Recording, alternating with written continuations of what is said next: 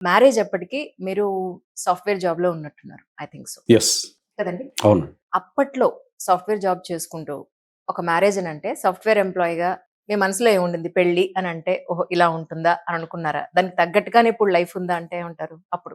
డెఫినెట్‌గా ఉందండి. అంటే అప్పుడు అది అది transmission period type kind of అంతకుముందు సాలరీస్ తక్కువొచ్చాయి. హ్మ్.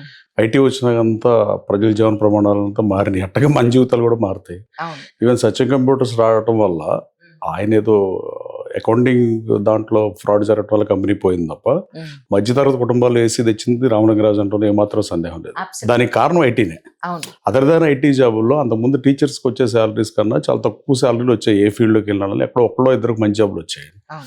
కానీ ఐటీ వచ్చిన తర్వాత ఆల్ టీచర్స్ ఫ్యాకల్టీస్ ఎనీవేర్ ఎక్కడైనా ఎంత డీమ్డ్ యూనివర్సిటీ అయినా పెద్ద యూనివర్సిటీలు అయినా వాళ్ళకన్నా స్టూడెంట్లకే శాలరీలు ఎక్కువ వచ్చే పరిస్థితి ఉంది. అంటే ఈజీ లైఫ్ కదండి, ఈజీ మనీ. అంటే సాఫ్ట్వేర్లో ఉన్న బ్యూటీ ఏంటంటే వాళ్ళు జాబ్ ఇచ్చి వాళ్ళే సాఫ్ట్వేర్ నేర్పిస్తారు. It's a white collar job అనుకోవచ్చు. White collar job definitely. అంటే వర్క్ లోడ్ ఉన్న రోజున ఉంటుంది కానీ డెఫినెట్గా ఐటీ జాబ్ అనేది అంత ముందు తరానికి లేనిది ఈ తరానికి ఉన్న అదృష్టం అది.